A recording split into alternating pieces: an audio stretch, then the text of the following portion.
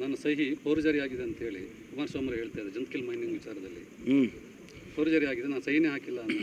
ಏನು ನಮ್ಮ ಹತ್ರ ಭಾಳ ಟೆಕ್ನಾಲಜಿ ಎಲ್ಲ ತುಂಬ ಅಡ್ವಾನ್ಸ್ ಆಗಿದೆ. ಈಗ ಯಾರು ಸುಳ್ಳು ಹೇಳೋಕ್ಕಾಗೋದಿಲ್ಲ.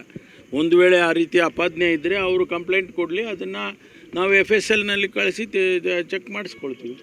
ದ್ವೇಷದ ರಾಜಕಾರಣ ದ್ವೇಷದ ಮಾಡೋದು ನಾವು ಮಾಡ್ತೀವಿ. ಜೈಲಿಗೆ ಹಾಕಬೇಕು ಅನ್ನುವಂಥ ಹುನ್ನಾರ ನಡೀತಾ ಇದೆ ನೋಡಿ.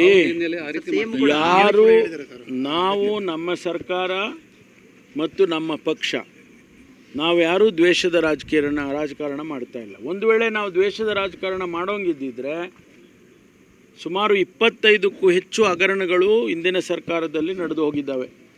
ಅವೆಲ್ಲವನ್ನು ಕೂಡ ಈಗ ತನಿಖೆ ಮಾಡ್ತಾ ಇದ್ದಾರೆ. ಲೋಕಾಯುಕ್ತದವ್ರು ಮಾಡ್ತಾರೆ, SITನವ್ರು ಮಾಡ್ತಾ ಇದ್ದಾರೆ, ಬೇರೆ ಬೇರೆ ಏಜೆನ್ಸಿಗಳು ತನಿಖೆ ಮಾಡ್ತಾ ಇದ್ದಾವೆ. ಅವ್ರ ಮೇಲೆಲ್ಲ ನಾವು ಕ್ರಮ ತಗೋಬೋದಾಗಿತ್ತಲ್ಲ. ನಾವು ಕಾನೂನಿನ ಚೌಕಟ್ಟಿನಲ್ಲಿ ಏನು ಮಾಡಬೇಕೋ ಅದನ್ನು ಮಾತ್ರ ಮಾಡ್ತಾ ಇದ್ದೇವೇನೋ, ಅದನ್ನು ಹೊರತುಪಡಿಸಿ ರಾಜಕಾರಣ ಮಾಡ್ತಾ ಇಲ್ಲ. ಆದರೆ ಅವರು ಮಾಡ್ತಾ ಇದ್ದಾರೆ ಅಂತ ನಮ್ಮ ಆಪಾದನೆ ಇದೆ. ಯಾಕೆಂತಂದರೆ ರಾಜ್ಯಪಾಲರ ಕಚೇರಿಯನ್ನು ದುರುಪಯೋಗ ಮಾಡಿದ್ದಾರೆ ಅಂಥೇಳಿ ನಾವು ಈಗಾಗಲೇ ಆಪಾದನೆ ಮಾಡಿದ್ದೇವೆ. ಅದನ್ನು ಇವತ್ತಿಗೂ ಕೂಡ ನಾವು ಅದನ್ನೇ ಹೇಳ್ತೇವೆ. ನನ್ನ ಸಹಿ ಫೋರ್ಜರಿ ಆಗಿದೆ ಅಂತ ಹೇಳಿ ಕುಮಾರಸ್ವಾಮಿ ಹೇಳ್ತಾ ಇದ್ದಾರೆ ಜಂತ್ಕಿಲ್ ಮೈನಿಂಗ್ ವಿಚಾರದಲ್ಲಿ. ಫೋರ್ಜರಿ ಆಗಿದೆ, ನಾನು ಸಹಿನೇ ಹಾಕಿಲ್ಲ ಅಂತ. ಏನು ನಮ್ಮ ಹತ್ರ ಭಾಳ ಟೆಕ್ನಾಲಜಿ ಎಲ್ಲ ತುಂಬ ಅಡ್ವಾನ್ಸ್ ಆಗಿದೆ. ಈಗ ಯಾರು ಸುಳ್ಳು ಹೇಳೋಕ್ಕಾಗೋದಿಲ್ಲ. ಒಂದು ವೇಳೆ ಆ ರೀತಿ ಅಪಾದನೆ ಇದ್ದರೆ ಅವರು ಕಂಪ್ಲೇಂಟ್ ಕೊಡಲಿ, ಅದನ್ನು ನಾವು FSLನಲ್ಲಿ ಕಳಿಸಿ ಚೆಕ್ ಮಾಡಿಸ್ಕೊಳ್ತೀವಿ. ದ್ವೇಷದ ರಾಜಕಾರಣ ದ್ವೇಷದ ಮಾಡೋದು ನಾವು ಮಾಡ್ತೀವಿ. ಜೈಲಿಗೆ ಹಾಕಬೇಕು ಅನ್ನುವಂಥ ಹುನ್ನಾರ ನಡೀತಾ ಇದೆ ನೋಡಿ.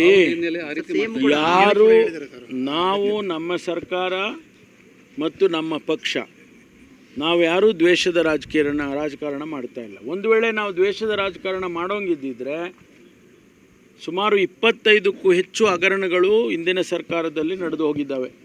ಅವೆಲ್ಲವನ್ನು ಕೂಡ ಈಗ ತನಿಖೆ ಮಾಡ್ತಾ ಇದ್ದಾರೆ. ಲೋಕಾಯುಕ್ತದವ್ರು ಮಾಡ್ತಾರೆ, SITನವ್ರು ಮಾಡ್ತಾ ಇದ್ದಾರೆ, ಬೇರೆ ಬೇರೆ ಏಜೆನ್ಸಿಗಳು ತನಿಖೆ ಮಾಡ್ತಾ ಇದ್ದಾವೆ. ಅವ್ರ ಮೇಲೆಲ್ಲ ನಾವು ಕ್ರಮ ತಗೋಬೋದಾಗಿತ್ತಲ್ಲ.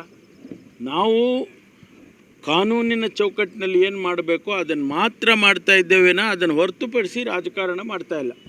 ಆದರೆ ಅವರು ಮಾಡ್ತಾ ಇದ್ದಾರೆ ಅಂತ ನಮ್ಮ ಆಪಾದನೆ ಇದೆ. ಯಾಕೆಂತಂದರೆ ರಾಜ್ಯಪಾಲರ ಕಚೇರಿಯನ್ನು ದುರುಪಯೋಗ ಮಾಡಿದ್ದಾರೆ ಅಂಥೇಳಿ ನಾವು ಈಗಾಗಲೇ ಆಪಾದನೆ ಮಾಡಿದ್ದೇವೆ. ಅದನ್ನು ಇವತ್ತಿಗೂ ಕೂಡ ನಾವು ಅದನ್ನೇ ಹೇಳ್ತೇವೆ.